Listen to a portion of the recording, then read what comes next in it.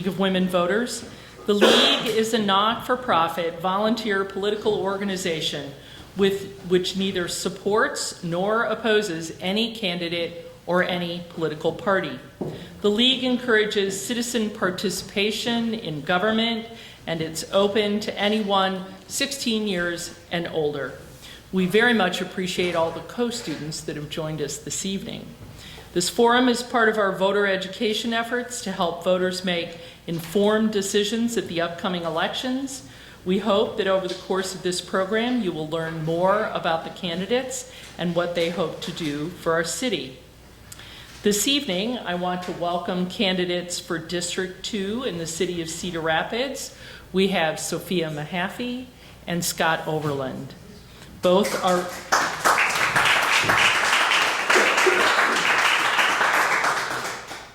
I'll start by explaining some of the procedures for the forum, which each of these candidates had received ahead of time. Each candidate will have 2 minutes for an opening statement and 2 minutes for a closing statement, and 2 minutes to answer each question. Opening and closing statements will be done in the following order. We'll start with Sophia, and Scott will go second. The timekeeper is sitting in the front row. We have a couple of folks over there. And when there is a half a minute left on your speaking time, the timekeeper will hold up the card that says 30 seconds.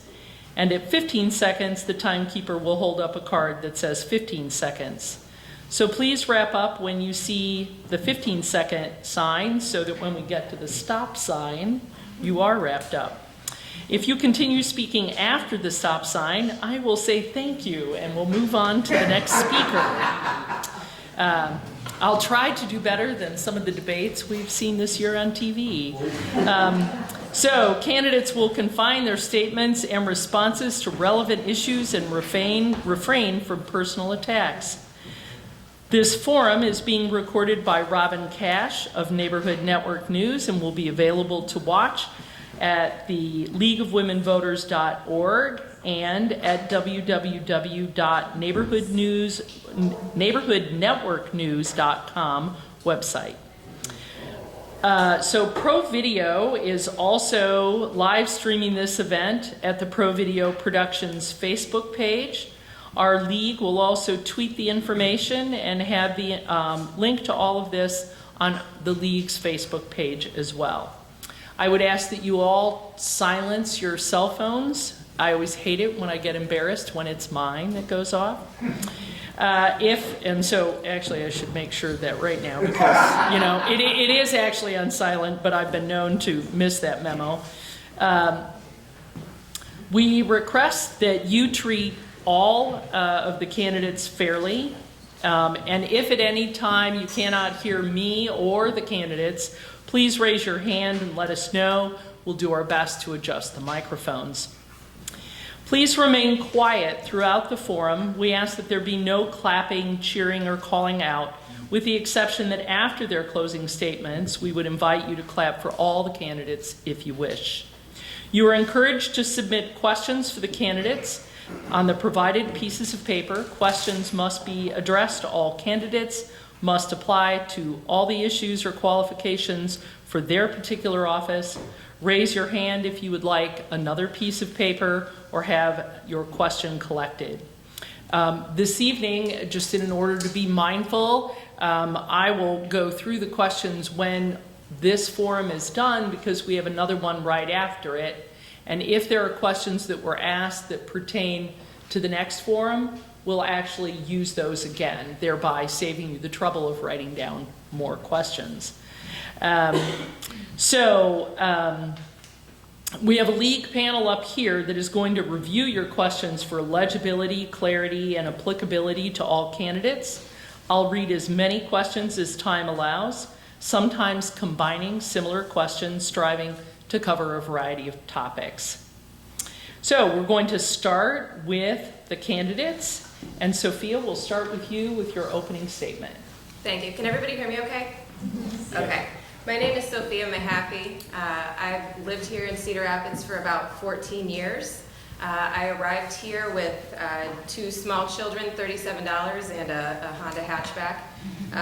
I have, in the amount of time that I've been in Cedar Rapids, been overwhelmed with the way that this community made changing the trajectory of my family's lives possible. Because of that, I was driven to work in service to the community when I finished my college education. I have done that by working for Horizons, a Family Service Alliance, for about the last 4 years. I oversee Meals on Wheels for 5 counties, as well as other programming related to food insecurity and poverty. I also serve on some nonprofit boards related to economic development, homelessness, and closing the educational achievement gap for students of color.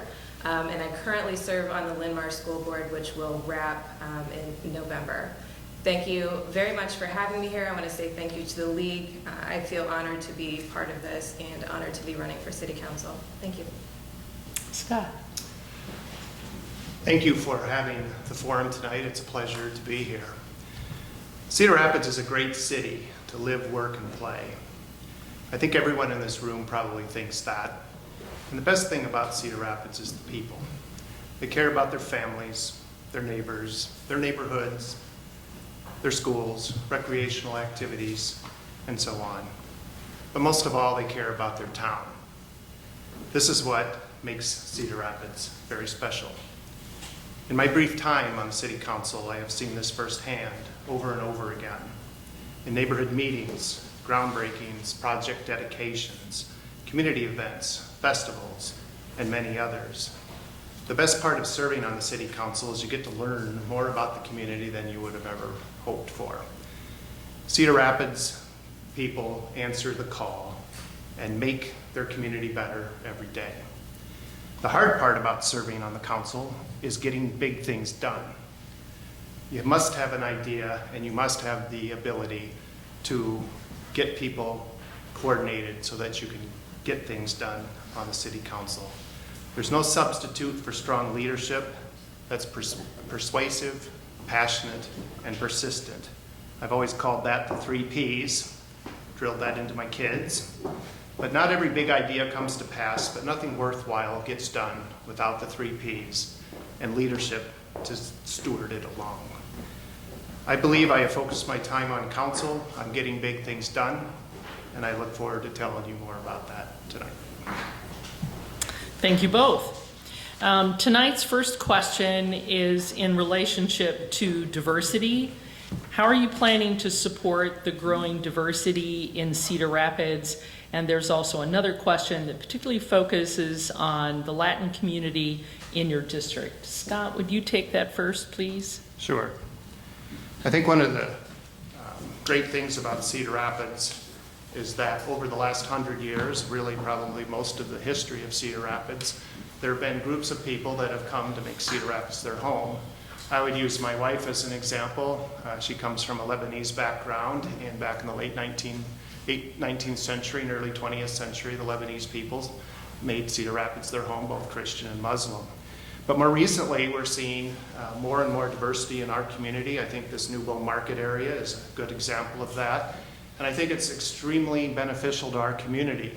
But one of the things that is really important is as people come to live here, whether it's the folks coming from Africa, for example, or Latinos coming from other places in the United States, they have to have places to live that are affordable, that allow them to make it in America. And my main goal in my first term was the Neighborhood Finance Corporation, which helps people buy homes in the core of our neighborhoods. And these are affordable houses. And NFC just celebrated its 1-year anniversary. And essentially what NFC does is it provides an incentive for people to buy in our great core neighborhoods and get up to a $10,000 forgivable second mortgage. And this helps new families achieve the goal of home ownership and be able to move into our great neighborhoods that are close to schools, that are close to the grocery store, close to the hospitals, close to the urgent cares, and as well as other shopping and important items. And so as we move along with our growing population, we need to have abilities for people to be able to move into areas that they can afford. Thank you. Sophia? Even externally to the city council, through programs like Snap at the Market, which was a program designed to create greater access to the farmers market for individuals who rely on SNAP benefits to supplement their food income. Through events that I've taken part in, like Black Labor of Love, which draws awareness and attention to issues of maternal health disparities for women of color. By being involved in the board for Nubo City Market, which offers economic opportunities for individuals to start a business who may face barriers to doing that, as well as being involved in partnership with the Cedar Rapids Entrepreneurial Program, which is focused on some similar efforts. I think it's incredibly important that we are mindful of the needs of diverse members of this community. That would include issues related to people who have disabilities and need access to the same amenities that the rest of us in the community need. Transportation, access to sidewalks that work for them. I hope to continue listening to constituents, finding out about issues that are important to them, and working to ensure this is a city that works for everyone here. Thank you. The next question refers to retail businesses and notes that with both malls losing some stores, what thoughts do you have on trying to keep retail sales in the community? And Sophia, if you want to go first on that one, please. I actually had this come up recently when I was out canvassing. I had someone on the far northeast corner of town, and I said, you know, what's the issue that's really front of mind for you? And she said, you know, I was really sad to see Westdale not really come to fruition in the way that I had hoped that it would. Retail is incredibly important to our community. It's important that we have access to retail stores, and that entrepreneurs who hope to have those retail stores here are able to survive and thrive in this community. I really think that it's important for us to be really considerate and mindful when we are undertaking construction and roads projects, that we are not blocking access to businesses, that it is clearly marked how people can get there so that those businesses don't suffer for the events or for the construction projects that we have going on in town. Great, thank you. Scott. The retail world is changing dramatically from where it was 10 years ago, whether it's in Cedar Rapids or other places around the country. Back when, go back to the 1960s and 70s when malls were taking away the business from the downtown areas all over the nation, including Cedar Rapids. Now it's the reverse of that, where the malls are on the receiving end of the changes, and we've seen hundreds of malls all over the United States go into decline or completely closed, some of which have been redeveloped into other uses, some of which have simply been torn down. In the Cedar Rapids area, the Westdale situation was in decline for a long time, long before I got on the city council. And we've seen a partial redevelopment there, but the shift has changed a little bit. Originally, there wasn't going to be a hotel as part of that development. Originally, there wasn't going to be apartment living as part of that project, as well as some of the other things that are out there. But I think in the long term, most likely as business goes, there are going to be winners in the retail world and there's going to be losers. And we've seen a lot of the different stores, chains around the country that have completely closed. But I think one of the positive things coming out of it is just like a Nubo here. Individuals are opening up more specialized retail businesses that are helping revitalize areas such as Nubo and downtown Marion, even though we're not talking about Marion tonight, and other places in Cedar Rapids. And so the face of retail is changing. Probably the commodity type things are going to continue to be through Amazon and things of that nature. You can get your groceries delivered today and so on. But I think in the long run, retail is going to change just like things do change. And it's important for Cedar Rapids people to support your local retailer, come down here and eat dinner, come down here and visit the bike shop and things, and support our local owners. Thank you, Scott. We'll start with you on this one, and this is in regards to paving for progress. Do you think we need to extend the sales tax to do more? Years, which is twice as much money as was spent in the previous 10 years. And just as Sophia mentioned with road closures and detours and things around the city, that's a little bit of the price we're paying to try to get caught up. It's estimated that it would take $50 million of spending a year to get all the streets in Cedar Rapids up to standard within a 10-year time period. Well, we don't have $50 million a year. We're spending $22 million a year.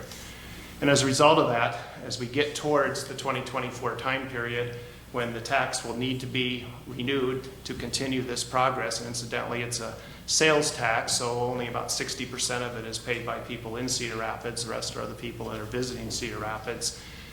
We need to do it for another 10 years so that we can continue to spend roughly $22 million a year to work towards getting caught up. And the thing I hear from residents is that we're starting to see the impact where initially it was a lot of the arterial streets. Now it's more and more the residential streets, and some of these residential streets haven't been touched in decades. And so as we go along, the PFP, I think, is an extremely important component in order to get our streets where they need to be without bonding, without interest payments, and I fully support renewal of the PFP. Thank you. Sophia. As someone whose daily driver is an early 90s Chevy truck with a rough suspension, I would have to agree. Our roads need some attention, and this issue has come up more than any other when I'm asking people, what's important to you, what's front of mind for you? It's roads every time. Roads are incredibly important, transportation is incredibly important. We have to take care of the community that we have so that they have access to the things that they need. Thank you. Next question is regarding the library, and Sophia, if you will take this first, would you support a referendum to increase the library levy? There is a phenomenal book called Palaces for the People that talks about libraries as sort of the last real stronghold for building community that is accessible to all people.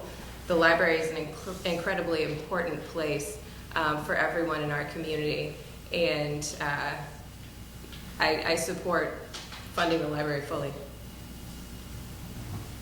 Scott.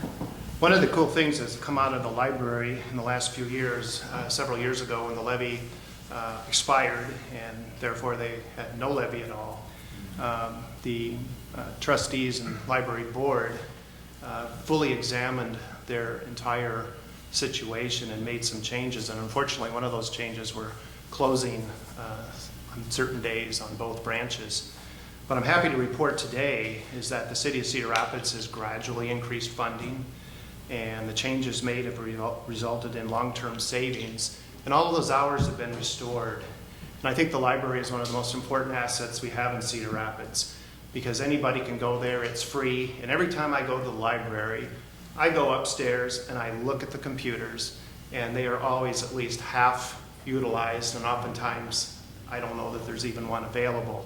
And I see the library as being the great equalizer, because everybody can come up there and use the computers, for example, and they have staff to help people. They've helped people find jobs. They've helped people fix other issues that they have in their lives. And it's, whether it be in the downtown library or the LAD library, it's extremely important for our community. As far as a levy goes, if the library board were to propose that a levy go on the ballot, I would support it. But right now, I don't think that's in their plans. So I would support it if they put it out there, but right now I don't think they have any plans to ask for a levy. Thank you, Scott. And you'll go first on this next question. So the questioner notes that in your next term, whoever is successful, it is likely that a discussion about the ownership of the DoubleTree will come up. What are your thoughts on retaining the city's ownership of the hotel or selling the hotel? That's a very good question. I sit on as chairman of the finance committee, I go to the monthly called the P&L meeting, where we get a total review of what's going on with the hotel. Basically it was either closed or darn close to it. What's happened when the city took that over back during when Ron Corbett was mayor, I see him sitting in the back, was nothing short of miraculous. And I don't think we could have had the downtown resurgence without having a solid hotel. Without the DoubleTree Hotel, we'd have no hotel at all. But what I can tell you today is that the hotel's never lost money. It totally funds the debt payments that it uses for those bonds issued back in 2010 and 11. And right now, the hotel is doing extremely well, the best it's ever done. Business travelers, it's the hotel of choice. Many nights during the week, there are no vacancies. But at the same time, I don't think the city should own the hotel forever. It's doing extremely well, as I mentioned, and it's paying down a couple $1 million a year in the bonded indebtedness. Plus, it's putting over $1 million a year in what I call the R&M fund, which is repair and maintenance. The thing you're not going to have with that hotel is you're not going to see it go down in repair every year. Hundreds of thousands of dollars are spent on keeping it tidy. They just resurfaced, for example, all the bathtubs in the last few months, which I guess is something you do every 5 years in a hotel. So none of those things are being put off. But as soon as it makes sense, where the bonded indebtedness is low enough, I think the city should try to market the hotel, especially if it looks like there could be some buyers that would really want to own the hotel in Cedar Rapids. Thank you, Scott. Sophia? I would have to agree. I think that long-term, the city just isn't in the business of owning and operating hotels forever. I think it makes the most sense for that to be in private hands. Thank you. And Sophia, this one will go next to you. So with some of the urban flooding that has occurred in District 2, what kinds of thoughts and ideas do you propose about how to deal with stormwater flooding in District 2? We have actually stood and watched chunks of the road wash past our home in a significant rainstorm. We've watched our neighbor to the rear bail out their basement with buckets. I think it's incredibly important that we look into ways to alleviate some of this flooding and alleviate some of the property impact that people are dealing with every time we have a heavy storm. Scott? Urban flooding is an issue that affects a lot of the homeowners in District 2 and some of the districts around it, whether it be in Sophia's neighborhood or whether it be down closer to, say, Johnson School and in that particular area. And really what's happened over time is we see greater frequency of larger rains, and the infrastructure was never built for that, and nor was it ever a problem in the past.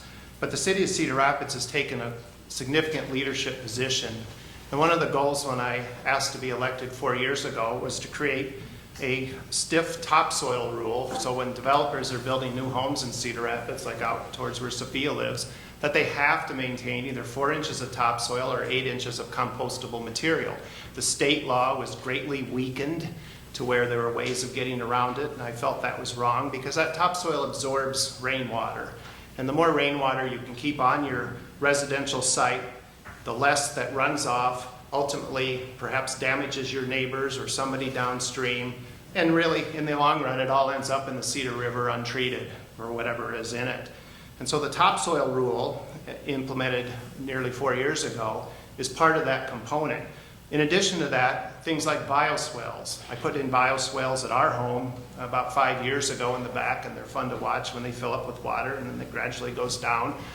But what I've also tried to do at home, and this is what I want to roll out to the city, is little changes that everybody can make as far as all of your water coming off the roof, coming down the downspouts. You can direct that instead of down the driveway into the street. You can direct that into your front yard or your backyard without putting it in your basement, and so that water stays on site. And all of that will help lessen the torrent of water that gathers from all the various houses and then comes down and ends up in somebody's basement or washes out part of a street or part of their yard. So I think that's extremely important, and we'll keep making progress. Thank you. And Scott, this next one, I'm combining a couple of questions. So it is in regards to homelessness and poverty. So what kinds of things might you propose to reduce the number of homeless adults and children in the community and to assist those citizens who do live in poverty? Well, I think that's an important consideration, and it's a problem in Cedar Rapids as well as other places around the country. And I think the best thing in Cedar Rapids is we've been working on a number of things from the city perspective, funding the homeless shelter, the emergency homeless shelter, keeping city property such as the library open longer in the wintertime when that was going on.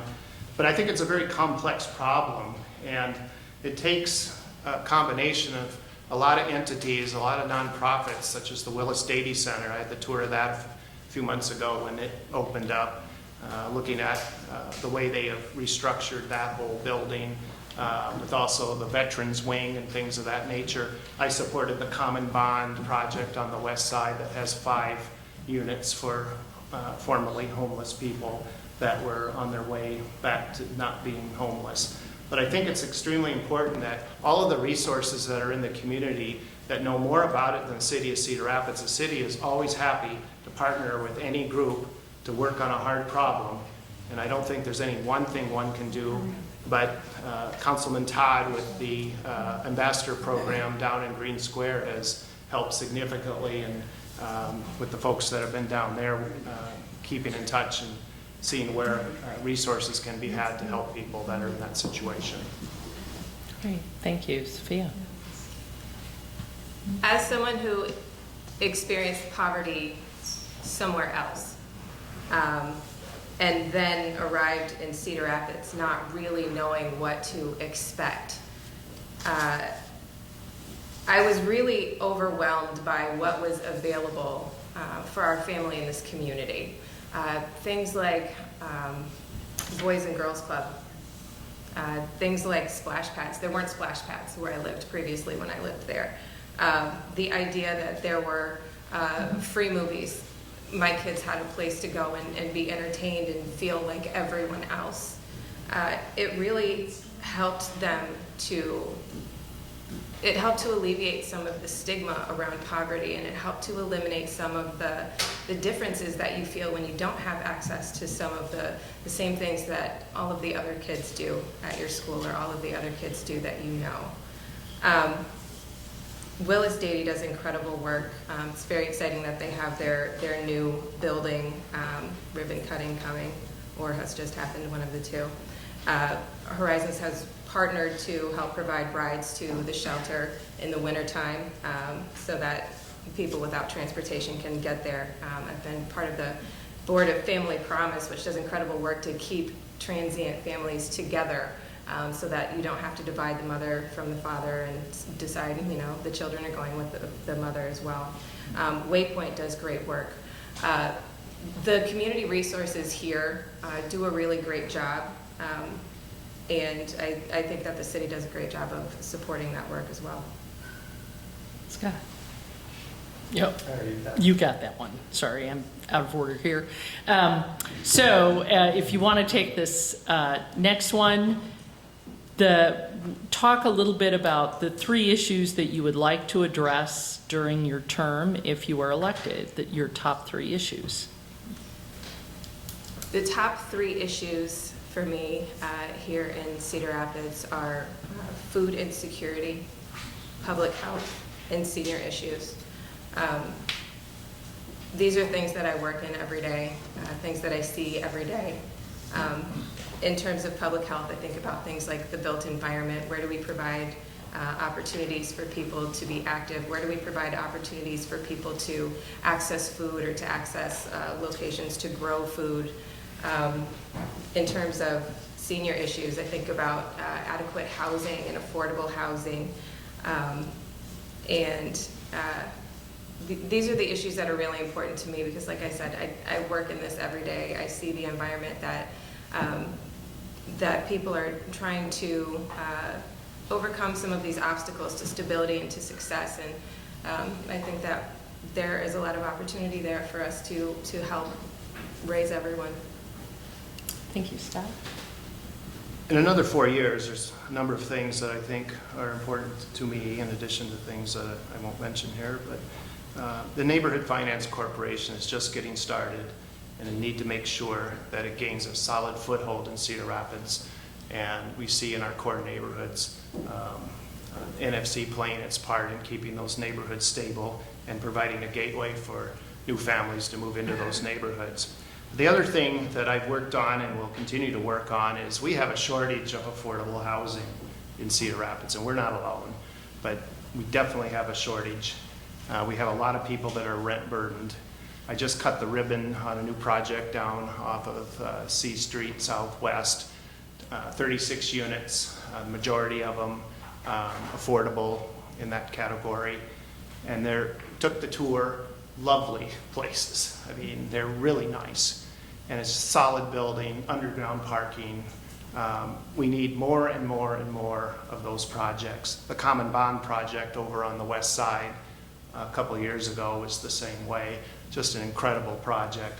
So the city of Cedar Rapids, and I can probably speak for all the council members, is on board to participate in any of those projects to bring more and more affordable housing online.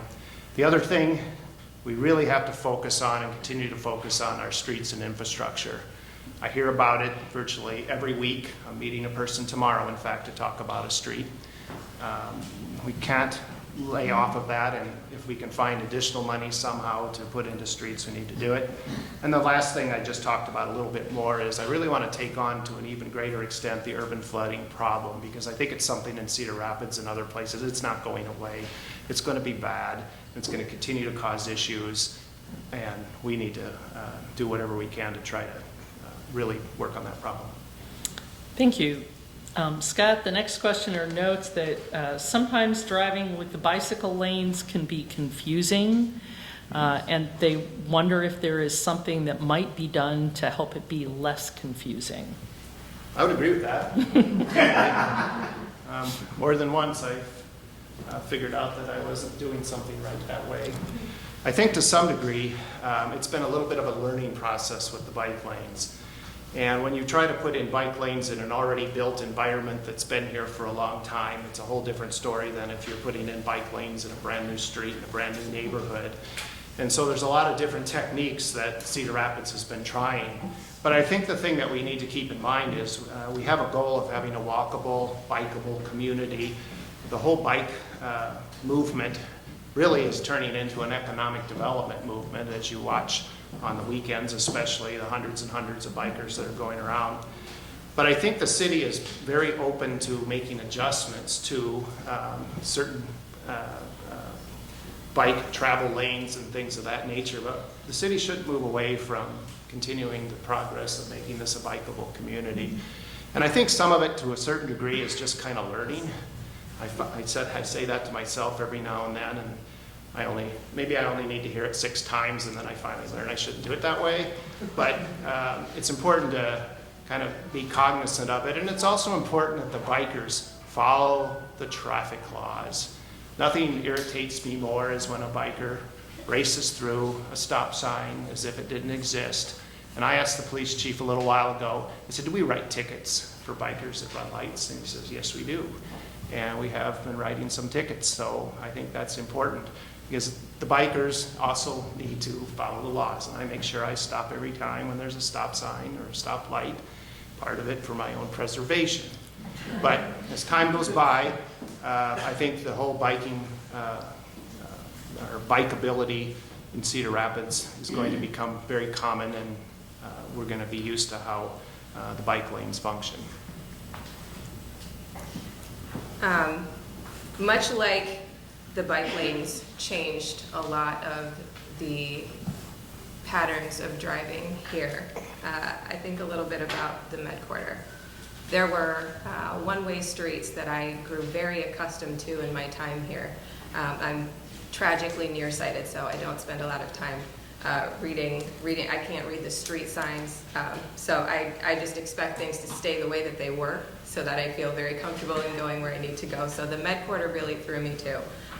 But in addition to being an economic driver, this is also a health issue. We want to create more access for people to be using modes of transportation that employ the body and that are better for your overall well-being and health. So I support the trails, I support the bike paths, and we will all get through this together.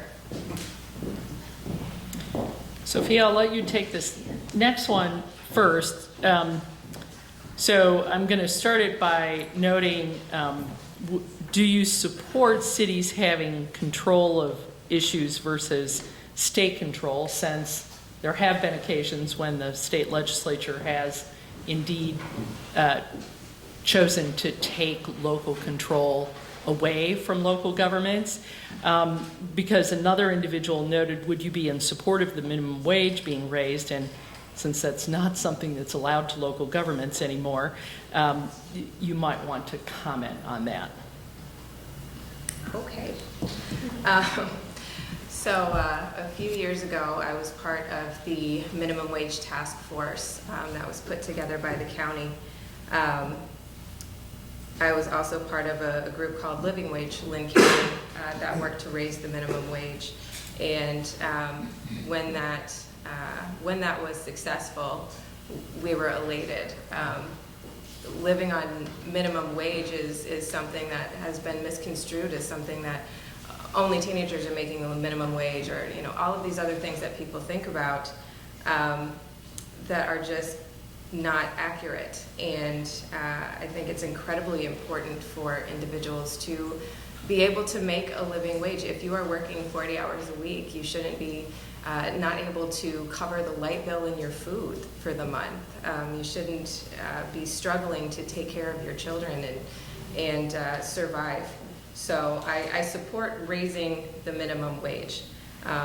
When it comes to city-controlled issues versus state control, it's important for the city to have jurisdiction over certain things. Unfortunately, and when it came to the county raising the minimum wage, it didn't stay that way. It was overruled. Another issue that comes to mind for me is the traffic cameras. I believe that also was an issue that for a while was being held up by what was going to happen at the state level. So these are complicated issues, but I support a higher minimum wage, yes. Scott? Well, I would agree with, for example, with the traffic cameras as an example. Sophia and I are on the same page as far as state control versus home rule. For many years, it was the tendency of the legislature to grant more and more autonomy to the cities and counties to make their own decisions on a variety of issues. And then in the last 5 or 6 years, it's kind of shifted back the other way. As you mentioned, the minimum wage, as well as the traffic camera thing, which I'm not confident that's totally dead at this point in time. Another thing, and this is not a hugely critical issue, but several years ago, was the fireworks. The legislature all of a sudden said, gee, in Cedar Rapids and other communities, we're going to allow you to legalize fireworks. And it happened at the very tail end of the legislative session. And unfortunately, cities like ours and others didn't have enough time to really study the issue because we really didn't know it was coming. But in my 4 years on the city council, 3.5 years on the city council, and all of us combined, we never received anywhere close to as many emails and communications from citizens about the whole fireworks thing that first year. The state of Iowa should have allowed cities to continue to make that their own decision, as well as counties. So I think the cities and the counties should be able to make their decisions on their local situation as they see fit, and the state should stay out of a lot of these issues. Thank you. Scott, if you'll take this next one first. In regards to the proposed Cargill rail yard project in the Rompot area, could you tell us your perspective and whether or not you support that? Well, it's an interesting story. It came up in the last couple of months. Really, that issue for the council didn't matriculate until about July. And at first, I was strongly for it. And then when we got to the council meeting, we ended up basically, as a council, not in favor. It did not have a motion, so therefore it was a no at that point in time. It's a tough situation because Cargill is a great employer of Cedar Rapids. They employ roughly 300 people at the corn milling plant on Otis Road. They need a rail yard that is being driven by the decisions that the Union Pacific Railroad is pushing onto Cargill about how many rail cars they can store and where they can store them. So a solution has to come as to what Cargill does with its rail cars, because the last thing we want to do is to lose Cargill as a major employer in Cedar Rapids. They do have a plant that's sitting right on the Cedar River. It floods. They don't even take down the flood protection. They just leave it there all the time in case it comes into fruition again. We will, I think, see a proposal for the original location perhaps later this year, early next year. And as I do on virtually every issue, I reserve the right to collect the data and the information before I make a decision. But I will say I am more predisposed to the original location than I was to the one that we dealt with a few weeks ago. But we'll see all the information, and since council wasn't involved in the first part of the first location, we'll take a close look at it. Thank you. Sophia? I think this was largely a public health issue as well as an issue related to the well-being of homeowners. I think it's really important that we put the well-being of our citizens before the well-being of corporate interests, whether or not that corporate interest happens to be a large employer. I think that there are other options for them. We do have to have a solution, but hopefully not at the expense of the well-being of the people of our community. Great, thank you. And if you'll take this next question, how would you approach, or what suggestions might you have in regards to some of the violence that has occurred in District 2?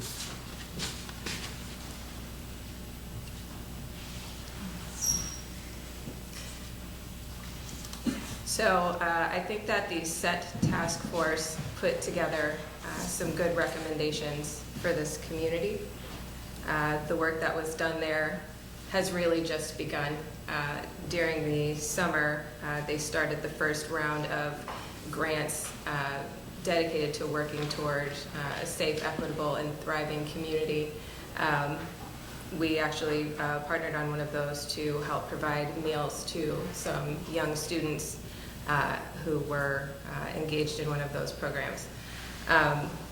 It remains to be seen what will come for the next round of funding, but I believe that was absolutely the right move to take to fund those initiatives, both at the county and at the city level.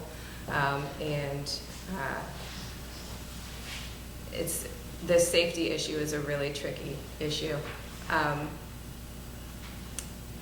It's important that while we are dealing with some of these safety issues, that we are really mindful of sometimes there can be a tendency to look for a scapegoat. And sometimes that impacts the wrong people. Okay. Scott? I would echo what Sophia said. I supported the SET task force. And as Councilman Todd said 2 days ago in a planning session, he feels very confident. He sits on the board that the SET task force is moving in the right direction. And as a council person, I would fully support increased funding to the SET task force for additional creative innovations to work on this problem. The folks that are involved in that, just like other issues that are out there, are working extremely diligently on this problem. The other thing I would say, when we get into other things with violence, I listen very carefully, as do other council members, from Chief German on the number of guns that float around our community. And the chief continually says that a lot of the guns that are in possession, either of youth or others, are stolen, and they shouldn't have them. And he gets very frustrated because the majority of them are stolen out of unlocked cars or unlocked homes, and they get into the wrong hands. Chief will always say. Great. Scott, Could you talk a little bit about the city's role in economic development and how you think that might continue to be useful going forward? The city of Cedar Rapids plays a key role in economic development. There are employees in the city that do nothing but work on economic development and have been very successful in doing so. In this day and age, cities cannot afford to not work on economic development because it's a very competitive world out there. We have to not only help and encourage our local companies to expand and build and try to help them with finding workforce, but we also need to work very hard to try to find outside entities that will come to Cedar Rapids. Cedar Rapids is very lucky. It has a fairly diversified portfolio of companies and organizations. And one of the things that I think is extremely important with continuing to push hard on economic development is you've got to grow your tax base. And if you don't grow your tax base, all the other problems and issues that you try to deal with are going to be just that much harder. And so cities around, whether it be Iowa or other places around the country that have not been able to benefit from economic development generally have a stagnant taxable valuation. Their property tax, which cities are funded mostly from in Iowa, goes down or doesn't go up and keep up with inflation. And so it's extremely important for Cedar Rapids to be in the game all the time to attract companies and keep local companies here, as well as look for opportunities where we can expand our tax base so that we have the funding to do things in our city. Sophia. To that end, I've been watching a lot of new developments go up, and a lot of them are applying for TIF. And I would really love to see some more specificity around what really defines a community good or a public good.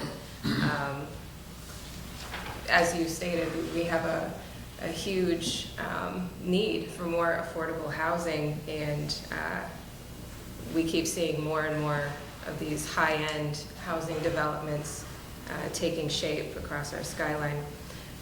In addition to attracting outside business, I also think that it's really important to address access to overcoming some of those barriers to entrepreneurship for some marginalized communities.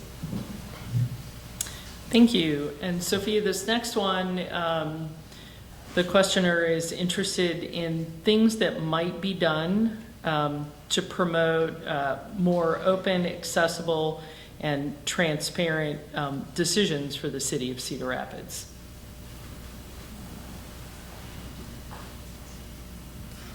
I think, I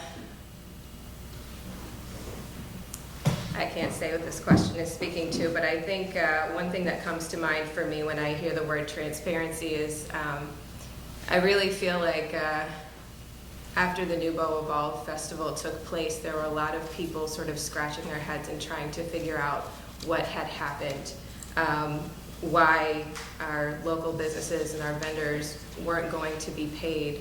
How is the city different from this wing that was in charge of this event, and what it all meant for our community. I think a lot of people were not too happy about the letter that was sent out by a celebrity that took part in that and did not get paid or did not get paid in a timely fashion. I can't recall which. I think it's really important that we are allowing people access to information about how some of these decisions are made, so that we feel confident in the people who are representing us. Thank you. Scott? I think it's important to know whether it be New Boa Ball, which was a very unfortunate situation that occurred, or whether it be Hawkeye Downs, or whether it be Orchestra Iowa, or any other entity that receives hotel motel tax, that they are through council approval, the hotel motel tax. And as a result of that, there's not an issue of transparency with the city, because the city is not involved in those organizations or the decisions that they make.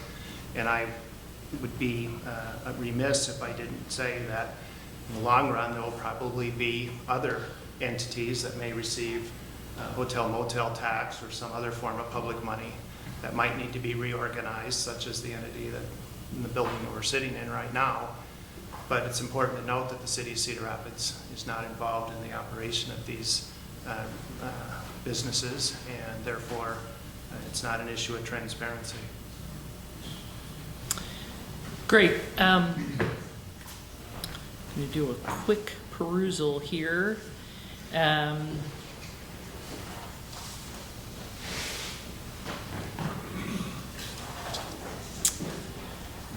Okay, they're all over the map, and we're not going to get too far on any of these. So let's just do a couple very quickly. Are you aware of any plans for a senior center? Scott, yes, it's your turn. The senior center, prior to the flood of 2008, was downtown, called the Whitworth Center, funded through Linn County. And I think the important thing with whether it be a senior center, and I'll expand upon it just a little bit, or other uses for youth, I think there needs to be some planning on how to take advantage of the facilities that we have throughout the city, whether it be the schools or other entities, to where, whether it be a senior center or other youth activities, we fully utilize those entities. I think as we're looking at our community, we need to have flexibility so that these entities can handle a variety of needs, and not just a senior center by itself. We're not just a youth center by itself. We look at the Northwest Neighborhood Rec Center that was built after the original one was destroyed by the flood in 2008. That is fully programmed 7 days a week. It's been an incredible success, and I think we can build on that success around the city to expand opportunities and create places for groups to recreate. Sophia. So I sit on a committee of people who have been working to continue pushing for a senior center in this community over time. Unfortunately, the center that was in the works when the flood hit was not able to be built. Everything changed when the flood happened. I think we all know that. But we do continue the work to bring to this community a senior center. We're the second largest city in the state, and we need to address the needs of the seniors in this community. There have been several challenges along the way. There are, the Northwest Recreation Center is amazing. We do need a place with more parking. We do need a place that is specific to seniors and to senior needs. Some of the challenges that we've faced when thinking about more of an intergenerational center are issues of having small children in a space where seniors are attempting to navigate safely, and having dedicated space for specific activities that the people on the committee thought were incredibly important to continue. We hope to include access to healthcare within the facility. We hope to include access to other resources and nonprofit groups in the community that can help to serve the needs of the people who are attending. So the work does continue, and we are hopeful. Thank you both very much. We do have more questions left, but sadly we've begun to run out of time. And so I would now like to ask you to move on to your closing statements. Sophia, would you go first on this? My experience in this community has been overwhelmingly positive. I don't think at 16 years old, it's almost impossible that I'm sitting in front of you today. I'm grateful to this place for what has taken place in our lives, and I hope to ensure that achieving the American dream, the way that my family has against all odds, remains possible for all people in this community. Thank you again to the League for having this event. Thank you all for coming. I'm honored to be sitting here, and I'm grateful and proud to live here in Cedar Rapids. Thank you. Scott? For my closing statement, I'm just going to tell a little bit of a story.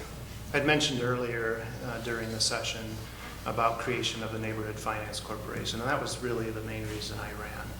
And I got that done, and it was hard. Getting people together, and any time in a 2.5-year time period that this came together, it could have failed. But the long and the short of it is we got it done, and it'll become a major resource for our older neighborhoods. But the one story that really touches me about NFC, I met a young man, Matt Morrison, 26 years old, who did his financing through NFC. And Matt is an energetic young man working in Cedar Rapids, and he had a dream of owning a house at 26. But he couldn't afford a $150,000 or $200,000 house. So he selected a house on Indiana Street Southwest that had been in foreclosure for about 2 years. Previous owners had 8 dogs. There was actually a pond in the basement from the roof leaks. And he bought that house, and through NFC was able to get the financing as well as the forgivable second loan. And within 30 to 45 days, he gutted the house. First of all, he cleaned it out. They needed hazmat suits in order to do that. And it is absolutely fabulous. It's about 900 square feet, redid the whole place. His neighbors are thrilled because all of a sudden one of them said, "Our house just went up $10,000 in value by you taking this on." It was a real mess. And this is the perfect type of situation that NFC solves. So going forward, I want to continue to create more situations like Matt. And I appreciate being here, and I thank the League, and I appreciate Sophia being here, and hope everybody votes in November. Great. Well, I want to extend my thanks to the candidates for their participation in our democratic process.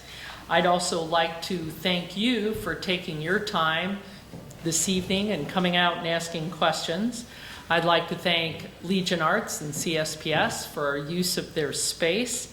And so if you haven't already thought about this, certainly I encourage you to vote.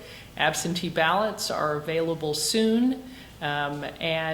Please remember that in a wonderful effort to increase voter turnout, this November 5th, for the first time, you will be voting for both school board members and for city council members.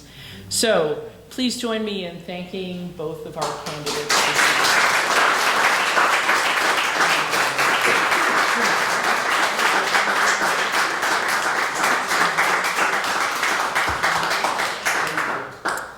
Thank you. We're going to take a short break before we switch over to our next candidates. So thank you very much.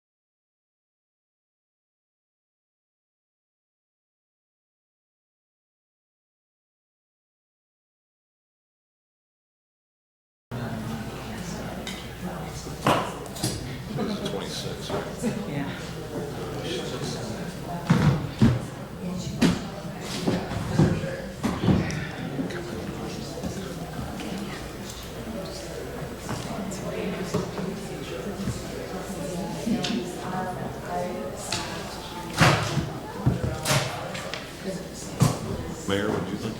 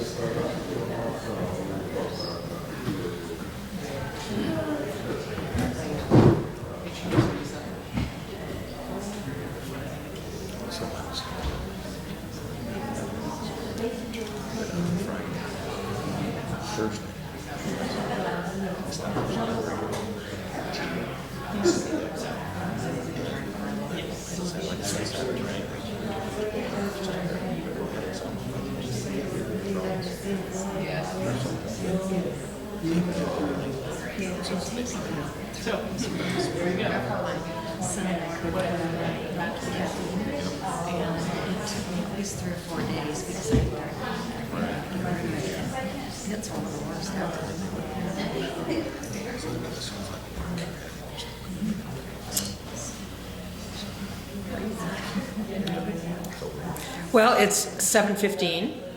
Apparently, there has been a little bit of a mix-up that perhaps Jarrell Robinson might not have been contacted and doesn't know about the forum tonight. So they're trying to contact him right now, and hopefully he'll be able to join us shortly. With that, we're going to go ahead, and I wanted to welcome all of you. My name is Lee Clancy. I'm with the League of Women Voters of Linn County, and the League is a nonprofit volunteer political organization which does not support or oppose any candidate or political party. The League encourages citizen participation in government and is open to anyone 16 years of age or older. This forum is part of our voter education efforts to help voters make informed decisions at the upcoming elections, and we hope that over the course of this program, you'll learn more about the candidates and what they hope to do for the city of Cedar Rapids. So, I will welcome you to this candidate between Pat Loeffler, Ann Poe, and Jarrell Robinson, and hopefully he'll be able to join us soon, who are running for the office of Cedar Rapids City Council at large. I'll start by explaining some of the procedures for the forum, which you may have heard already if you were here for the first one. Each candidate will have 2 minutes for an opening statement, 2 minutes for a closing statement, and 2 minutes in which to answer each question. Opening and closing statements will be done in the following order. If Jarrell gets here in time, he was to go first, Pat Loeffler will go second, and Poe will go third. The timekeeper is sitting in the front row right here. When there's half a minute left on your speaking time, the timekeeper will hold up a card that says 30 seconds, and then you need to wrap up your answer at 15 seconds, and when you see the stop sign, I'll ask you to stop. If you continue speaking after the stop sign is held up, I'll say, thank you very much, and we'll just move on. So, candidates will confine their statements and responses to relevant issues and refrain from personal attacks. This forum is being recorded by Robin Cash of Neighborhood Network News and will be available to watch at the lwvlinncounty.org and www.neighborhoodnetworksnews.com websites. Also, ProVideo is live streaming this event at the ProVideo Productions Facebook page. Our league will also tweet the information and have a link on our Facebook page as well. If you haven't already, please turn off or silence your cell phones now. And if at any time during the forum you cannot hear me or the candidates, please let us know.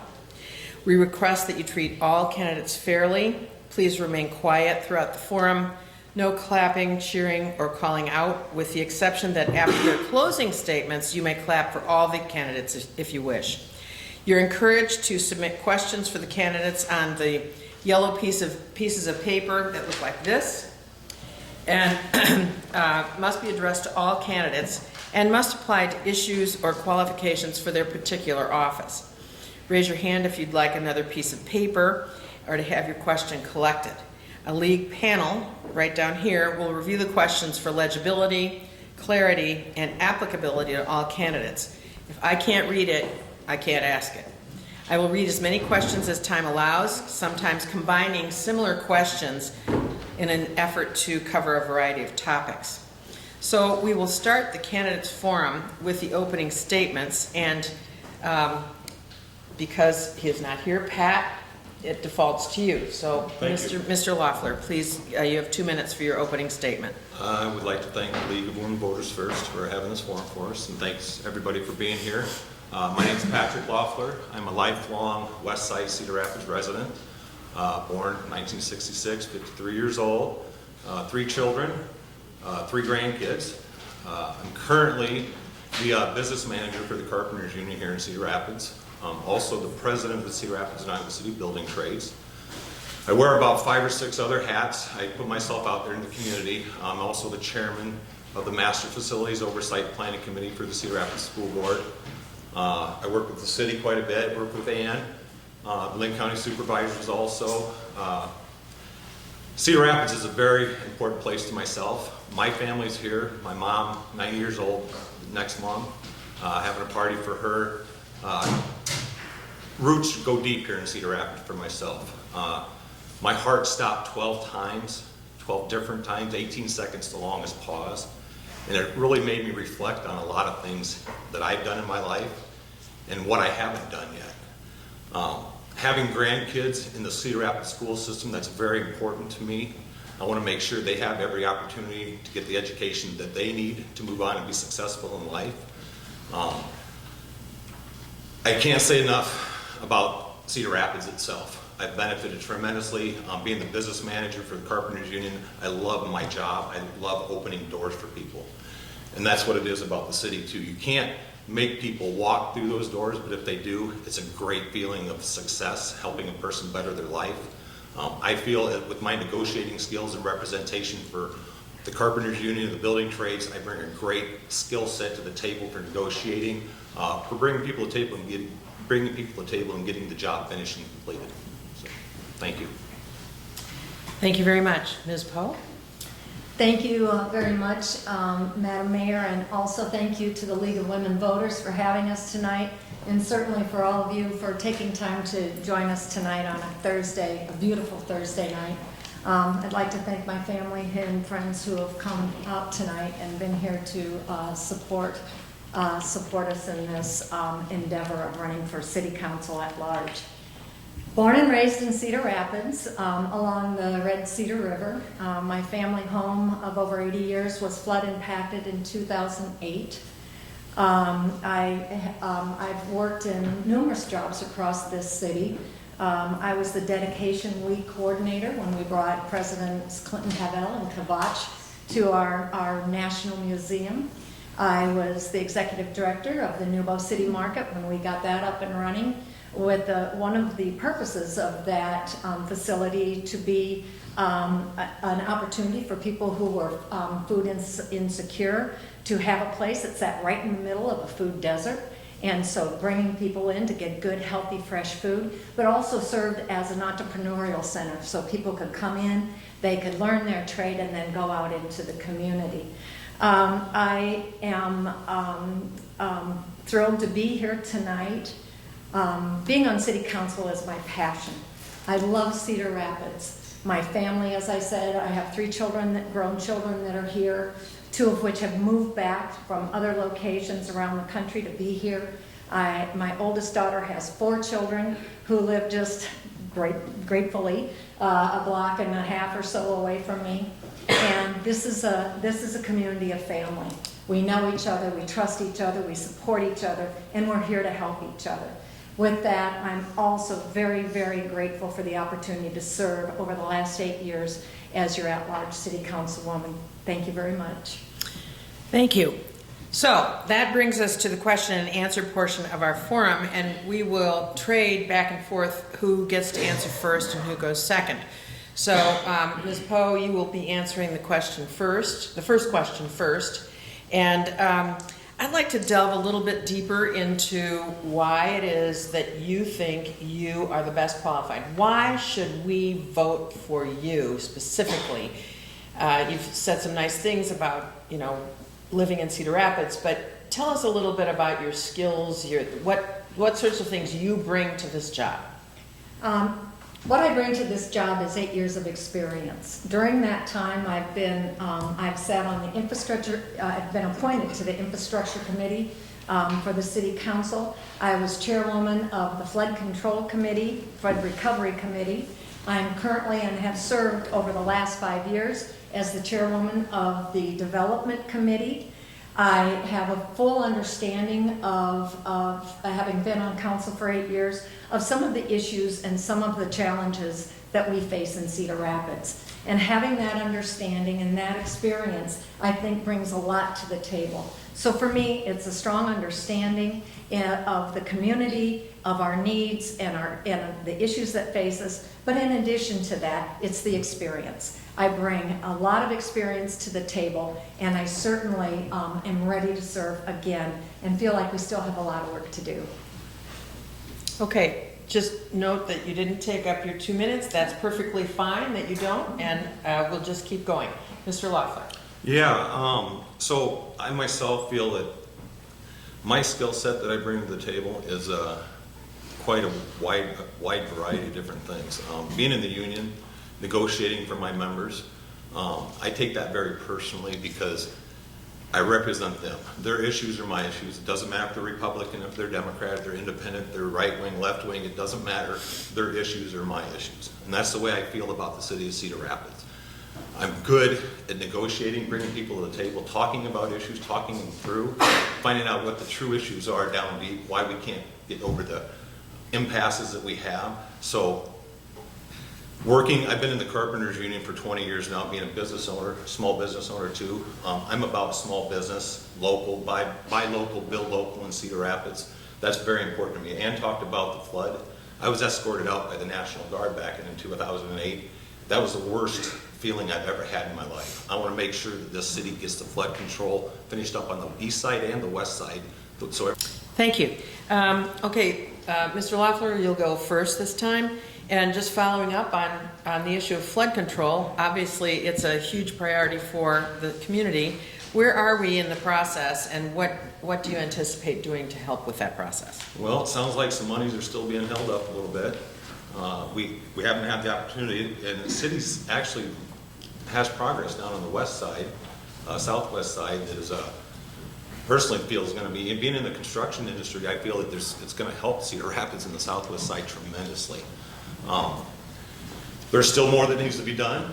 Upriver too, there's different things that can be done, dredging, stuff like that. There's a lot of opportunities for the city to explore into, but that's just it. It needs to be checked into more. We need the professionals to come in and make sure that this doesn't happen to us again. With climate change and everything coming up, it's not the last high waters that we're going to see here in Cedar Rapids. It's inevitable something else is going to happen again. So. Okay, I'm going to move this over a little bit so that Thank you. maybe you each have. Go ahead. Thank you. First of all, I'm dedicated to a funding strategy for flood control that includes the west side of the Cedar River. As you may recall, we've got $117,000 from the Army Corps of Engineers, and we signed that paperwork last year. In 2016, the city of Cedar Rapids spent $10 million on our flood fight. That's money that could have easily gone to a flood control system. Since the adoption of the flood control master plan in 2015, we've gotten 6 projects completed. We have now the Army Corps Engineer projects. They've got 4 projects starting from 2019 to 2020. There are 6 of those additional projects that are underway. 95% of the people of Cedar Rapids support flood protection, not just on the east side, but on the west side. The total estimated cost is $750 million if we build it over 20 years, but it could be less if we get it done sooner. So obviously that's going to be a big goal. Moody's just have approved a plan for our flood control system. We've received 117 from the Army Corps of Engineers for the west side, 267 million from the state of Iowa for the flood mitigation board. We call that the GRI, Growth Reinvestment Initiative. 14.25 million in additional federal funds that we've just gone out and gotten, and 1.28 million from the Iowa DOT for the rail improvement yard at Quaker Oats. We have a plan that our local money also is $264 million worth of local funding. So there's still a lot of work to do, but the plans are in place, the engineering plans are moving forward, and the west side, we're getting things done on both the east and the west side. Thank you. Okay, Ms. Poe, this is for you. Streets. Thank you. Street repair is one of the top priorities in our community. How much is being committed, and what is the process for getting our streets done? And boy, there has been a lot of construction this summer. Well, I think if anyone has been driving around the streets of Cedar Rapids lately, you have noticed, haven't you, that it's difficult to get around. That's the bad news. The good news is you can see that we're getting a lot of work done.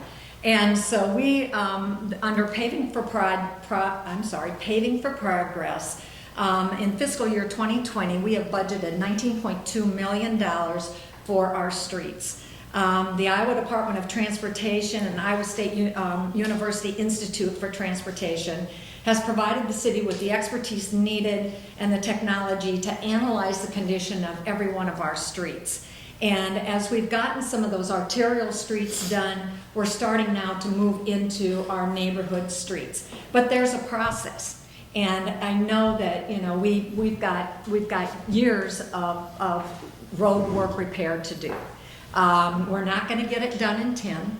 We're going to have to extend the 1 cent local option sales tax to fund it. However, you can see the progress, and I know we're getting it done. I would just like to use an example of my street. My street is horrible, and the streets are, it's not political. And that's why we do it by a scientific method. We're here to maintain our streets. We're here to take care of the streets that we have, maintain them, while still upgrading a number of the streets that we have. So it's not political, it's impartial, and we're trying to rehabilitate streets while we replace the worst of them. But there's still a lot of work to do, and we realize that, and we're looking forward to getting them done because there's still a lot of really bad streets. Thank you. Mr. Loeffler? Yeah, so that's door knocking in Cedar Rapids, what I've been doing. It's been kind of a double-edged sword. I myself have been affected by the city streets. I've lost 2 tires because of that already. Listening to the people of Cedar Rapids, it's important to them if it affects their street. If their street's in good condition, it's out of sight, out of mind. If it affects the road that they travel, it concerns them. I'm for the streets. They've been put off way too long. The streets are deteriorating. You know, there's a lot of infrastructure that needs to be rebuilt. Being in the construction industry, I'm not going to lie. My guys, my carpenters union, we don't do that kind of work. So we don't benefit from that, but I benefit from driving on the streets. I pay the tax dollars, so I want to make sure that money gets spent in appropriate places. The roads get fixed. Everybody's roads gets fixed. I am hearing from people out in door knocking that it's important to them. So both ways, but like I said, if it doesn't affect you, it's out of sight, out of mind right now. So, but I wholeheartedly support it. Okay, Mr. Loeffler, this question is for you to answer first. Yeah. And it has to do with youth violence.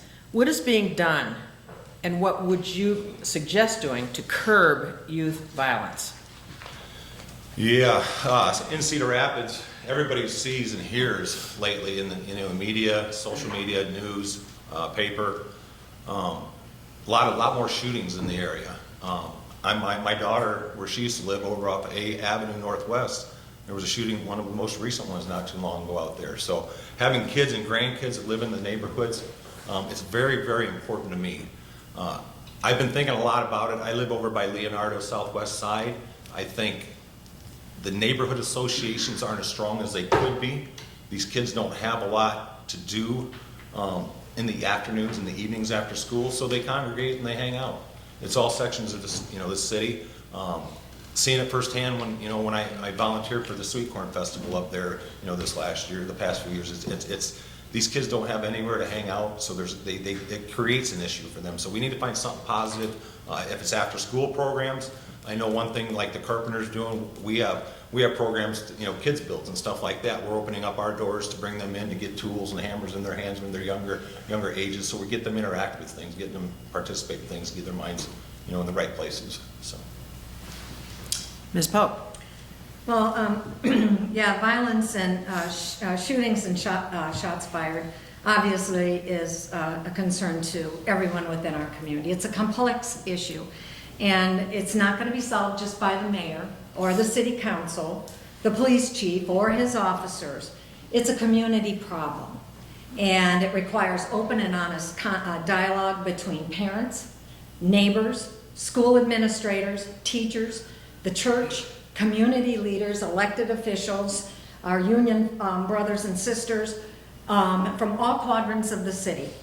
And it's going to require some engaged and positive role models.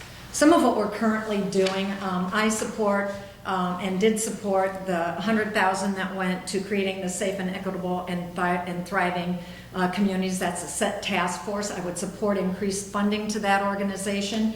They're just getting started, but they have all the right people around the table, and they're going to do a good job. I support an investment in our neighborhood associations. I think they're incredibly important.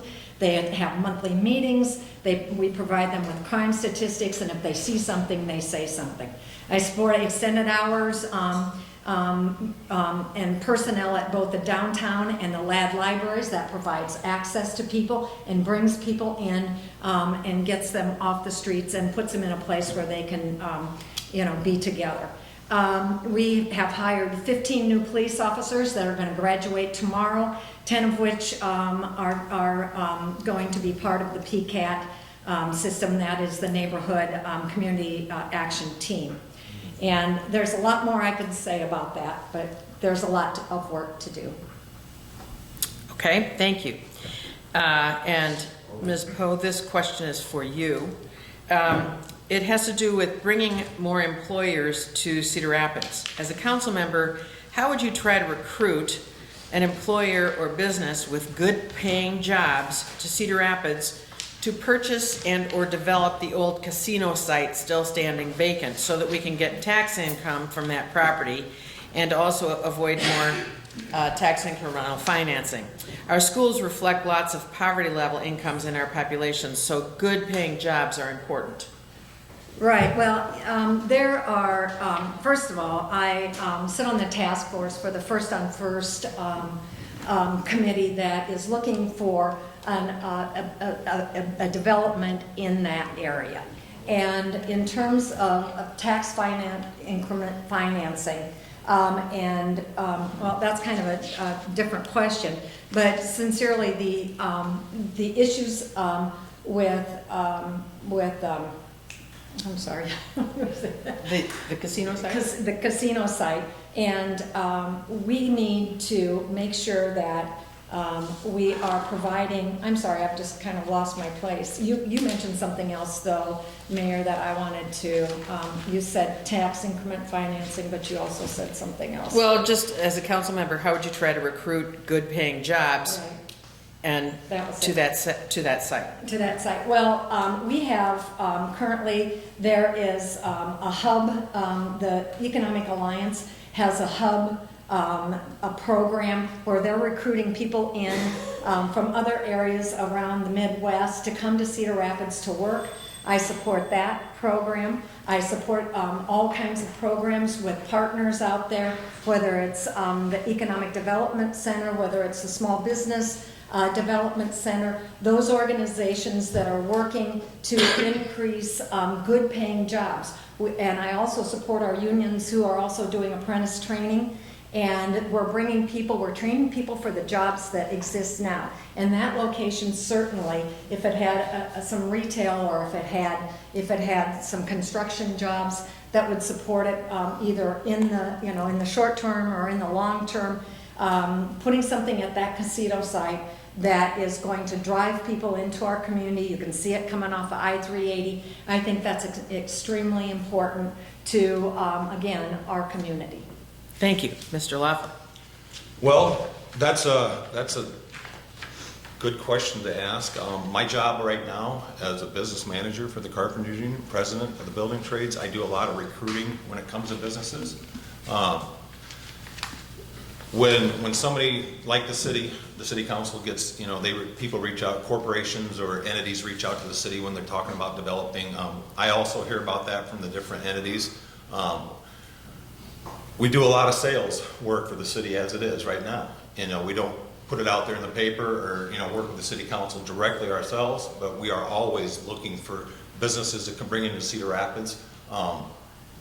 That's been a very, very passionate thing for myself. I'm about the buy local, build local. Personally have an issue with driving around and seeing a lot of the buildings right now being built in Cedar Rapids, but I've seen like the Missouri, the Texas, the Arizona, the Arkansas license plates. That's money that's not spent back into our community. If we can get that to build local in our community, like Ann was saying, with our unions, you don't have to be union, it's our local builders is what I want to see build all of our buildings. There's going to be opportunities where we don't have the specialty projects that we got to bring these bigger corporations in for, but it's about sustaining Cedar Rapids and putting back into our community. That's tough to nail down a particular business or something to attract to Cedar Rapids. I mean, one idea I would love to see Cedar Rapids do, and I've seen other cities do it, is beautify the downtown or the green spaces downtown. We can't build down there right now. Why can't we plant tons of wildflowers to bring people in there to save the pollinators, the butterflies and stuff like that? So I would love to see Cedar Rapids beautified a little bit more, because that's an area down there where you drive along the interstate. People are going to see that. They're going to get off the interstate, come down, visit Cedar Rapids, spend money at the gas stations, at the restaurants, in different areas. So it's something short term that can be done, and it's something that's not going to cost a lot of money. Okay, thank you. Mr. Loeffler, Yes. On the other side of that issue, what is being done, or what would you suggest doing to grow the workforce in a low unemployment environment? That's kind of my job right now also.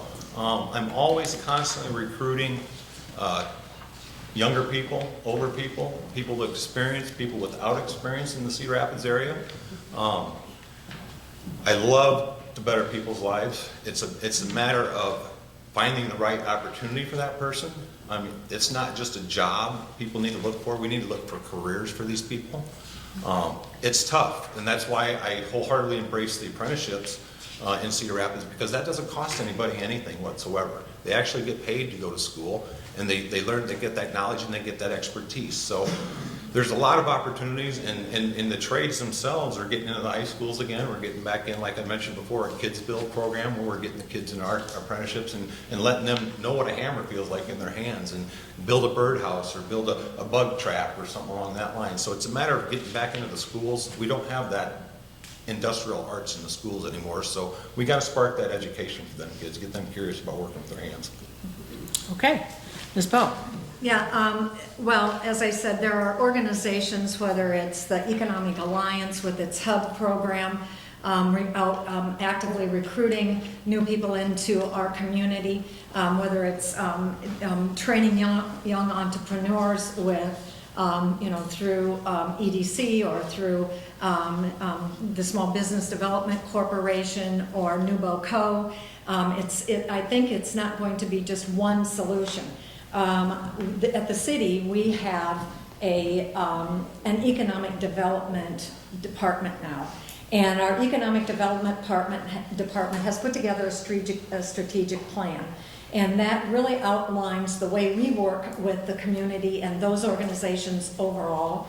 And in that, it talks about workforce development. So we have a workforce development under our strategic plan of the city, a workforce development section that has goals and objectives to work with with many of the organizations within our community to make sure that our workforce development with such a low, not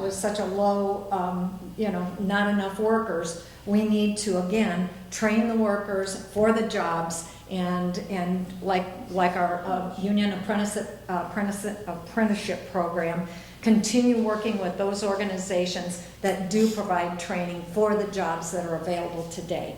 So ongoing education and continuing to work together. Okay, thank you. Ms. Poe, this regards zoning issues. Minneapolis recently amended their zoning code to effectively end single-family only zoning and encourage greater density and infill development. Why and or how would a similar policy work here, or would it work here? Well, I'm not so sure that I think part of what we need, of course, is affordable housing for our community. One of the things we just passed on Tuesday at council was the redevelopment of a beautiful historic building on Mount Vernon Road, and that's specific for senior housing, like the Commonwealth that currently exists in Cedar Rapids on 2nd Avenue. So affordable housing, senior housing, that sense of density, I think, is going to be important. But in addition to that, I think it's going to take, in order to address housing and the zoning, appropriate zoning, I think it's going to take a variety of housing types and a variety of different housing options. So whether it's affordable housing or market rate housing, whether it's single family, whether it's something like a senior housing unit, I think we're going to need to continue to address those issues as they come up, as we look at our housing needs for our community, and then make those determinations as far as what we need for zoning. Okay, thank you. Mr. Loeffler. Ann kind of hit it on the head a little bit for myself also. Cedar Rapids has a lot of opportunity to grow, but we need to make sure that the right zoning is put in place. We went through an ordeal with the Round Pot area a little bit ago. There's a lot of residential elevate first. I think Cedar Rapids needs to look at what we've already done, where we're at, because when I drive around Cedar Rapids right now, I see a lot of empty retail space and a lot of empty living space above that retail space. We need to figure out a way to fill them before we, I guess, talk about rezoning different areas and everything. Coming from the construction world, I'd love to build it all, but we need to do it right, properly for the growth of Cedar Rapids and make sure that we can sustain it. So. Okay, thank you. Mr. Loeffler, this is a question on transportation. What changes or developments do you support for Cedar Rapids public transportation? Public transportation, I would have to take a look at all the routes myself when it comes to the buses. I myself lived out in Lincoln Way Village for about 6 years on Oklahoma Avenue, and I worked downtown. I rode the bus every single day that picked me up right out in front of my house. It was a convenience for me. A lot of people have to walk distances to get to those bus stops. Maybe that's the situation. We need to have more stops, more routes. That would be something I don't want to make a snap decision on something like that. I need to look at the situation where the routes are at, what the most usage is for those routes. It's something that needs to be evaluated before we make them decisions. But I wholeheartedly embrace the public transportation because I use it myself when I was starting out in my career as a young parent.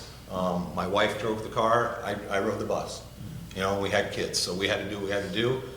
It's an opportunity for people to get to the places they need to work, get their groceries. They have to take advantage of it. And if people aren't using the bus routes, we maybe need to reevaluate that and see where they need to go. So. Okay, thank you. Ms. Poe? Yeah, I agree with Pat. We need to, first of all, we need to continue constantly analyzing what routes are effective and which routes need maybe more attention. So I think that's an ongoing process. Recently, the city had vouchers for students who we found out through the school system that students were not being able to get to school or get home from school. So working with the school system and Cedar Rapids, we put together vouchers for kids to be able to get to school and get home from school and have transportation to school, which seemed to be a real need in our community. The other thing that we've done is NTS. So when our buses aren't running, we are also being able to get people to the jobs when they need to, whether it's really early in the morning or really late at night. So that system's in place and that's working well. But to Pat's point, you gotta analyze constantly, find out where the need is, and then go in and support it with funding. And so that's what we're doing currently. Okay, thank you. Ms. Poe, this is about neighborhoods, and the question, actually there are two questions. How is it important, why is it important to support neighborhoods, and how will you encourage police and neighborhoods in building relationships? I had a friend that recently said neighborhoods are the lens that allows the city to get things done. They are kind of the focal point. I agree. Neighbors often guide us as a city, tell us what they need, what they expect, and what will work well for those individual neighborhoods. To Pat's earlier point, safe and secure neighborhoods are at the core of what the city officials must offer its citizens. And by supporting and promoting strong neighborhood associations, the city council will continue to engage. They'll continue to have conversations with the citizens surrounding public safety, and that's why our neighborhood associations are important. They're the ones that are on the ground.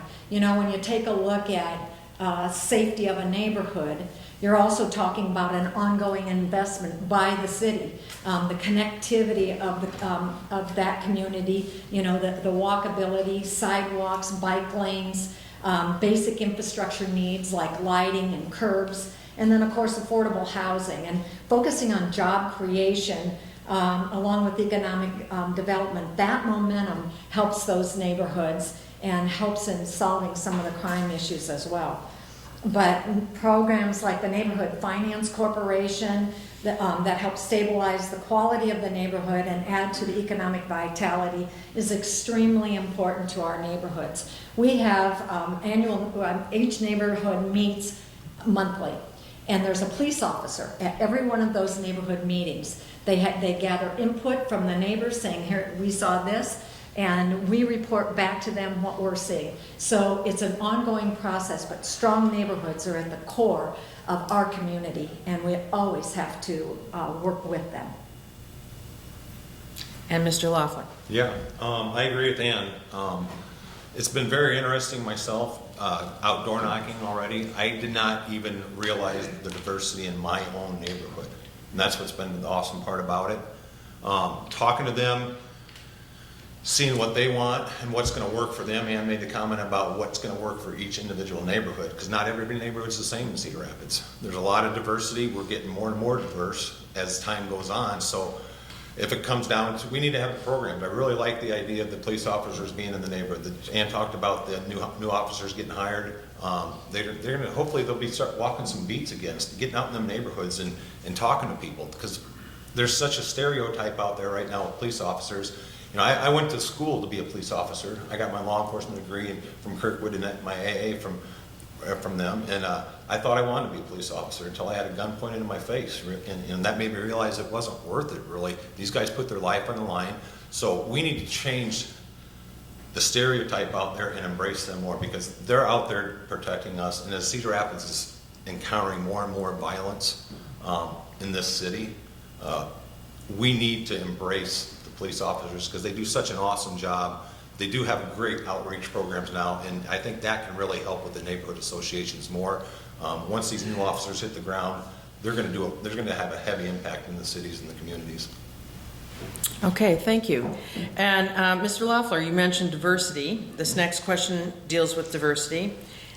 What do you plan to do about the increased diversity in the city? How will you support diverse groups and ensure that they receive the same opportunities as existing residents?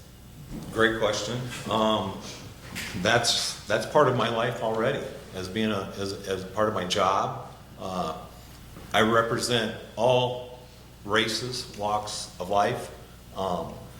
It doesn't matter to me or my family where you come from, what religion that you embrace. That is your choice, and I wholeheartedly support that.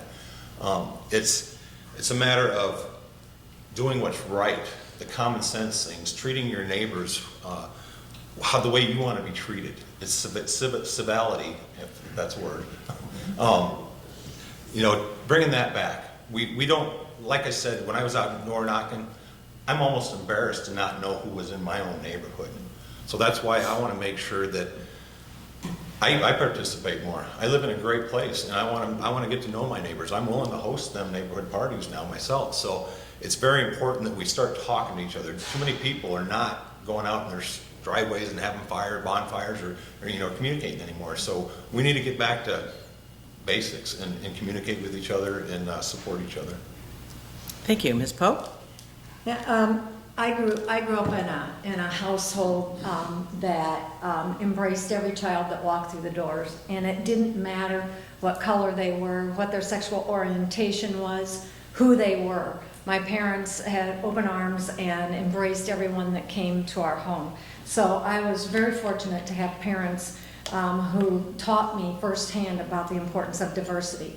It's one of the things I love most about Cedar Rapids is the fact that we are so diverse and we're becoming more diverse. And I think what we need to do is continually address issues of affordable housing for all, whether it's senior citizens, whether it's underserved populations, provide them with opportunities for employment. Again, working with organizations that can help, provide employment to everyone, getting people where they need to get. It goes back to that transportation issue. I don't think it's any one solution. I think it's a community issue. I think it's a community opportunity to be solved. It speaks volumes about Cedar Rapids and our willingness to be good neighbors. And Mr. Loeffler, you have I had a few seconds left. I forgot to mention, I just love what Cedar Rapids has done. I mean, the past few years when it comes to the Asian Fest, the Hispanic Fest, the other festivals we have in Cedar Rapids, Latino Fest. It's such diverse cultures that you get to see that I really wasn't aware of. I didn't know a lot about. So that's why I really love what Cedar Rapids has been doing the past few years when it comes to that. It's awesome. Yeah. Okay, thank you. Ms. Poe, this question, as you can answer first, it's on historic preservation. How do you think we can continue to grow our historic neighborhoods and stop the loss of our historic buildings in those neighborhoods? Well, I think we have to continue on with the very hard work of our Historic Preservation Commission. I was, for a number of years, the liaison to the Historic Preservation Commission. When Mayor Hart became our mayor, he said, no more liaisons, everybody go to whatever meetings you want. But I continually support historic preservation. I continually work with the Historic Preservation Commission. We put in place, I think maybe 3 years ago now, a new organization called Friends for Historic Preservation. And because our commission cannot take money or, hand out money.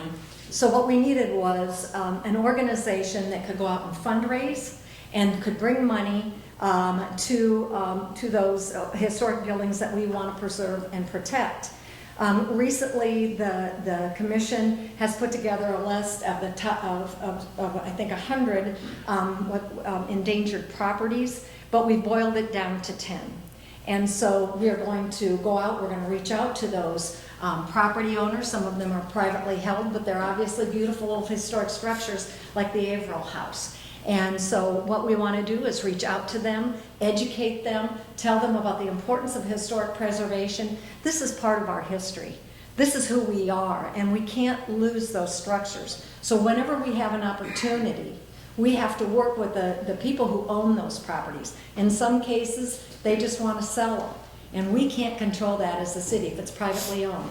But in instances, the HPC again does a program every year where it's education about historic properties, and they do a wonderful job. And so supporting our commissions, supporting the nonprofit organizations, having them work together to preserve our historic structures are extremely important.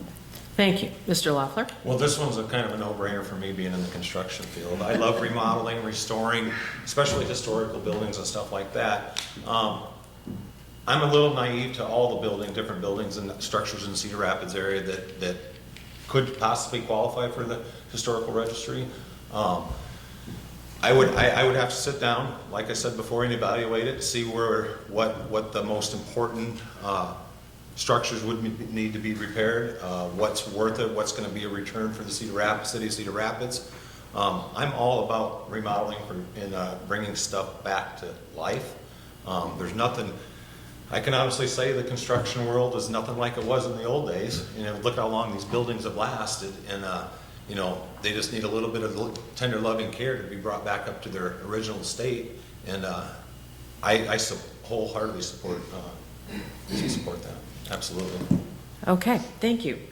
Mr. Loeffler, on an entirely different note, what do you think, this has to do with homelessness, what do you think we should do to reduce the number of homeless adults and children in the community, and what initiatives will you support to provide homes for the homeless in Cedar Rapids? So that's, I've been thinking about homelessness a lot lately. Drive around Cedar Rapids, you see some people you know, on the streets begging with the signs and everything. Cedar Rapids is the size of population where we really shouldn't have that kind of a situation in this town. Working with the building trades, I kind of did a little bit of pushing to get the building trades to donate some money to the schools, to the teacher's store. And so we raised $4,000 to donate to them. And I asked them what they wanted.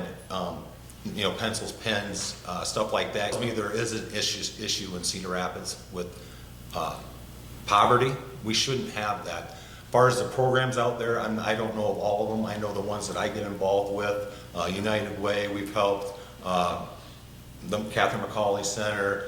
There's all kinds of them. I work really, really closely with the Freedom Foundation, the veterans, always trying to raise money for them.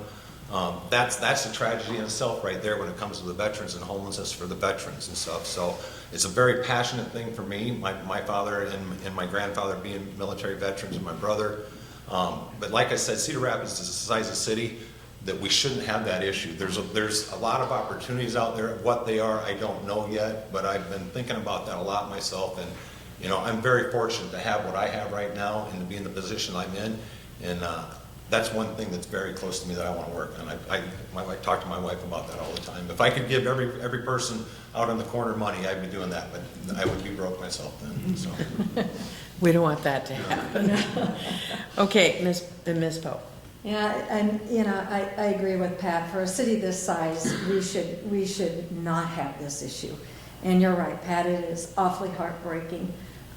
We have, you know, recently the city has helped fund an emergency shelter, the expansion of the Willis Dady. We have on Common Bond. It's a development over on Edgewood Road, and there were 5 units there. It's transitional housing for homeless people. Partnering with nonprofit organizations certainly is extremely important. You know, Horizons, Boys and Girls Clubs. You know, I think too, we made a real significant step over the summer with Green Square Park, and Councilman Todd helped put together a program for, it's called an ambassador program. People who are formerly homeless goes out into Green Square Park and sits down and talks with people and tries to find out what their needs are. And you know, one of the other things that we've done recently is the City of Cedar Rapids has a mental health liaison underneath the auspice of our police department. And so if our police officers go into an area that have homeless, people and there may have some mental issues associated, they can, instead of throwing people in jail, we now have a liaison that can go work with them and talk with them and help them get whatever services they want. We also have cards that we've been handing out to homeless people about where they can go to get the services they want. And so I don't think it's going to be any one specific thing we can do, but it's going to be a combination of things that we can do to continue to help people who are homeless. Thank you. Okay, Ms. Poe, considering the increased rain events that we have experienced in this community over the past several years, should the city renovate streets by using permeable pavers? Well, I'd love to use permeable pavers. It would be great. Unfortunately, we did look at that at one point when I was on the infrastructure committee, and it's extremely pricey to do. With the increase in the rain events that we've seen happen, our old systems just were not built for that. So some of the things that we have been able to do in relation to urban flooding is we've required 4 inches in a new development. For example, a developer comes in and they scrape off all the topsoil. So what we've said is you've got to put at least 4 inches of that topsoil back, or the equivalent of some kind of compostable material. We've included, we've asked them to include bioswales where it's important. Every new development has to have a retention pond. And again, I love permeable pavers. If we could put them in some of the parking lots so that we mitigate some of the runoff, that would be good. It would be great if we could do it in every street, but quite frankly, it's just not financially feasible to be able to do it. But we are trying to do various things to help with some of the urban flooding that we have. Okay, thank you. Mr. Loeffler. Yeah, I would have to agree with Ann on that one. It's a very expensive process. It takes a lot more grading and leveling, and it's just an expensive process. The flooding situations, it's not going to stop. It's not going to go away. Climate change, to me, is real. We are going to have issues with it. So I just don't see the feasibility of the pavers myself. Like Ann said, they work, but you're talking, would we have to raise taxes? What would we have to do to pay for that, offset that kind of price? That would be a tough one. You know, if we left that up to the citizens of Cedar Rapids, I think that would be an overwhelming vote no, personally. But that's a tough one. That's a very pricey situation to get into. Okay, thank you. Mr. Loeffler, this has to do with bicycle lanes. What can be done to make bicycle lanes less confusing for drivers? Well, that's a tough question. I want to revert back to knocking on doors. Here, talking to the citizens of Cedar Rapids, the people who use the bicycle lanes, they love them. The people who don't, sometimes I'm here, they don't care about them. Sometimes I'm here, they just hate them. The changes of the downtown Cedar Rapids area, going from the one-ways to the two-ways and stuff like that, and putting the curbs and medians in there for parking, you know, at the beginning of the turns of the streets and everything. It's frustrated a lot of people. I myself, I'm not a biker. I used to ride a motorcycle, but that's not the same thing as riding bikes in town. I'm out on the highways on that. So I don't have an issue with the bike lanes and bike trails and stuff, because it is attracting people into the city. But like I said, it's a double-edged sword for people. If you don't use them, people are disgusted with them because they're having some issues. It's just you're not going to be able to please everybody. But we got to keep continuing to try to improve Cedar Rapids to attract more people and, you know, young families and to move into this area. And that's what people are getting into. They're healthy. People are getting into healthier lifestyles, and they like that. So I support them. Okay, thank you. Ms. Poe? Yeah, a few years ago, we committed to blue zones and committed to making Cedar Rapids a walkable community. And part of that, of course, were trails and bike lanes. I am a bike rider. I'm not a motorcycle rider, but I am a bike rider, and I love the trails. And if anytime I can use a trail over a city street, I prefer to use a trail. It's just, I feel safer on it. And with the amount of trails that we're now putting in place, it makes it easier. There was a commitment also several years ago by the Metropolitan Planning Organization to put a lot of money toward trails. And so you're seeing more trails around our community that are becoming safer. A couple of things I think we need to do is educate our bikers. There should be, for me at any rate, a certain sense of personal responsibility. I need to stop at the stop signs. I need to make sure that, I'm aware of my surroundings, right? And I'm not running out in front of people with my bicycle.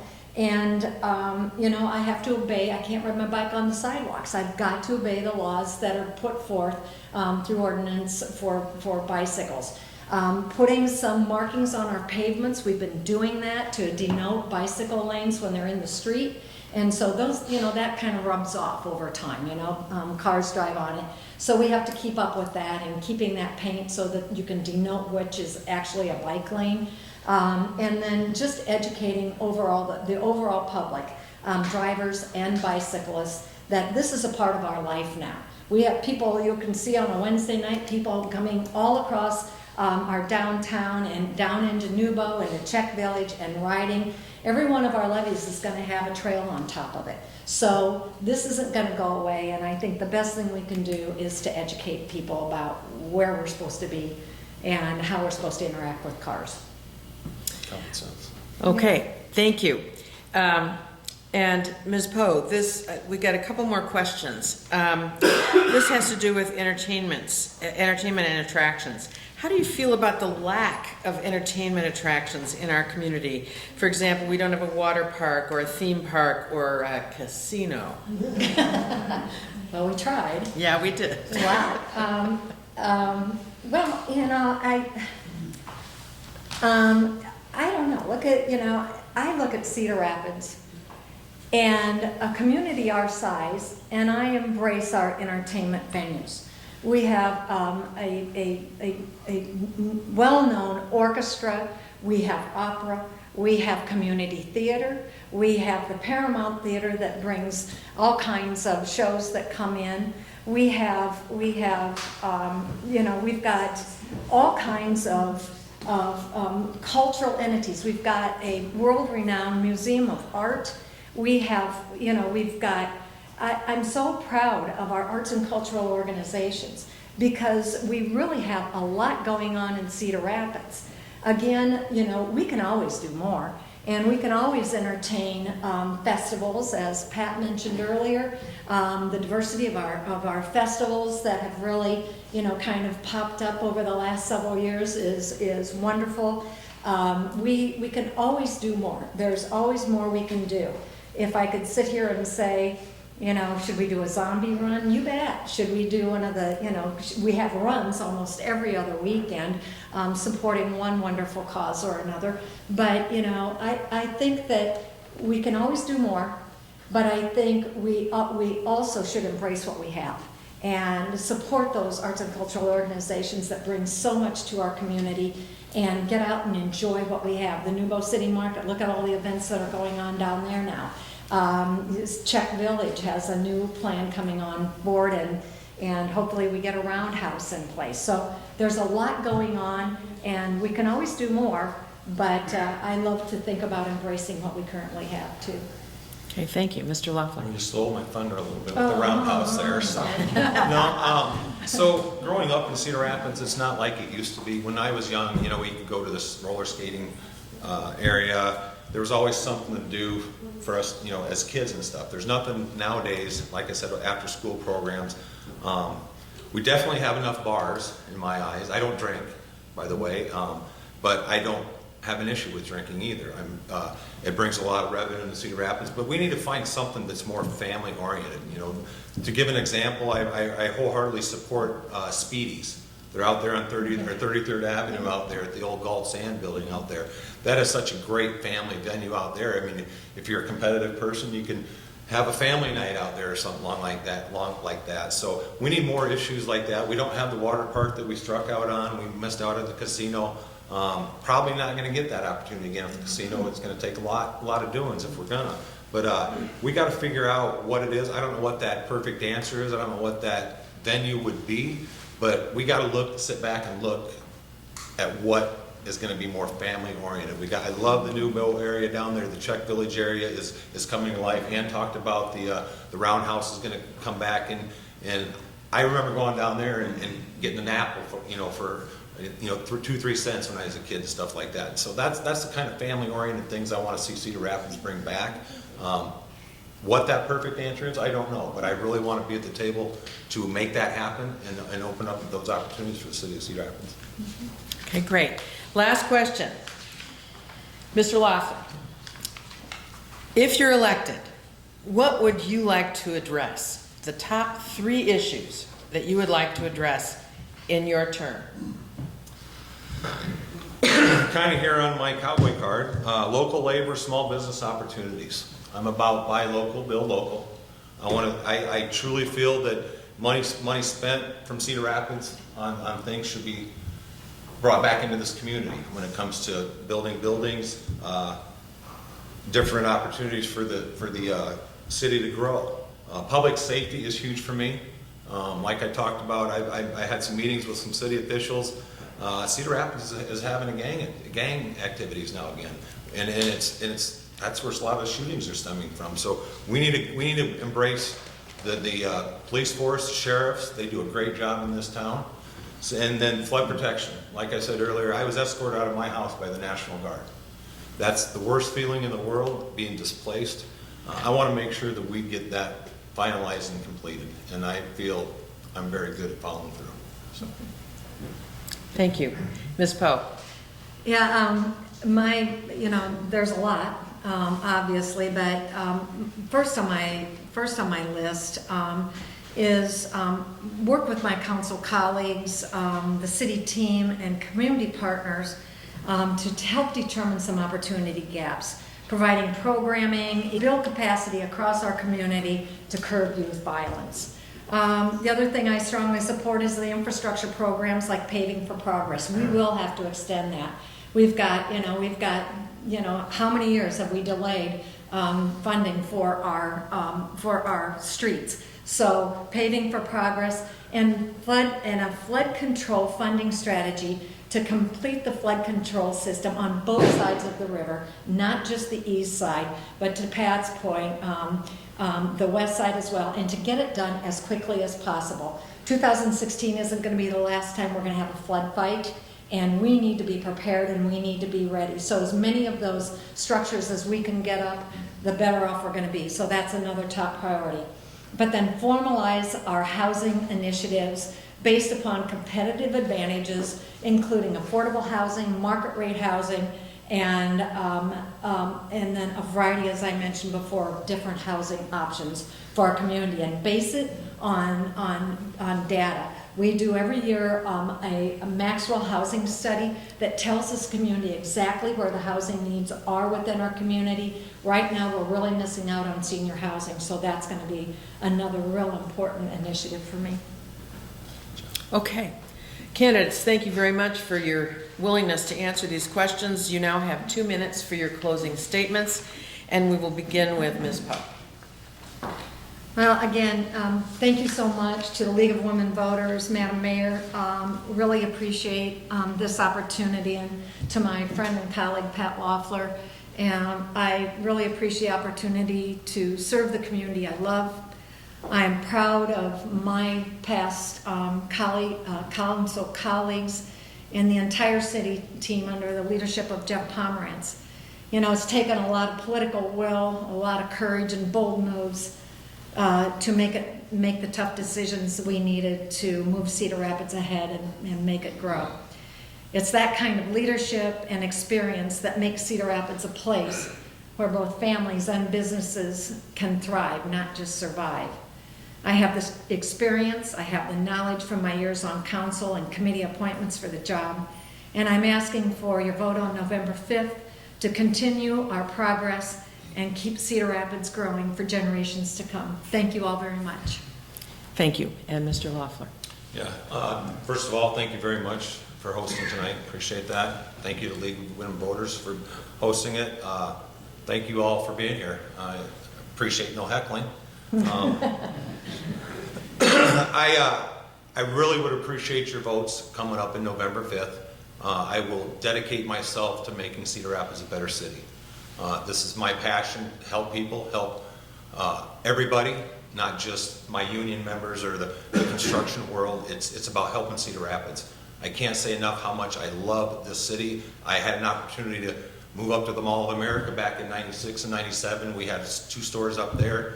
I didn't do it. This is my home. This is my roots. I have my kids here. My grandkids are here. My mother's here still.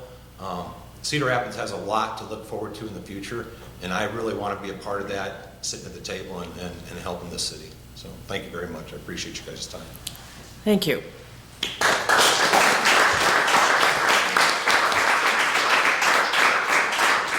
I'd like to close this forum with a couple of personal comments. I have had the opportunity to serve on the city council, and I can tell you, it is not only one of the most difficult jobs that I ever had, but it was also the most rewarding job that I ever had. Tonight, you asked over 16 questions, all of which were on different issues. It's a very complex job. It is the government that is closest to the people. You can't get away from being an elected official ever. You run into people in the grocery store, in the movie theaters, out for lunch. Everywhere you go, you are confronted by people asking, when is my street gonna get done? When is this gonna happen? When is that gonna happen? It's a tough job. And I am really grateful that we have the quality of people that have put their names forward to run for this office. We should all be very grateful to these folks for putting themselves out there on our behalf. Please, if Mr. Robinson has information out there, please read it so that you are well informed. I'm sorry, what? I'm sorry, I have something on that. Okay. So it's come to our attention that Jarrell may not have known the details of this event. There may have been a mix-up in his email. If that's been confirmed, then he will have the opportunity to answer these same questions on a Facebook Live feed that League will present on our Facebook. We haven't made that final determination yet, and he hasn't been part of that decision, and he'll be contacted first. So we just encourage you all to follow our Facebook page so you can see his responses as well. We'll also offer these candidates that were here tonight the opportunity to do the same. So we have a fair and equal playing field for every city council member running for the same seat to have their ideas and their answers and their feelings about the issues that matter to you shared in a public way. Thank you. Thanks. Yeah. Thank you. So I'd like to thank CSPS for the use of this facility, the League of Women Voters for continuing to provide forums to inform voters so that they can make informed decisions in the ballot, in the voting booth. And if you haven't already voted, I mean, can they vote yet? You can't vote until October. Don't forget to vote. Thank you very much for being here this evening and for being a great audience. Appreciate all of your questions and your civil responses. Thank you.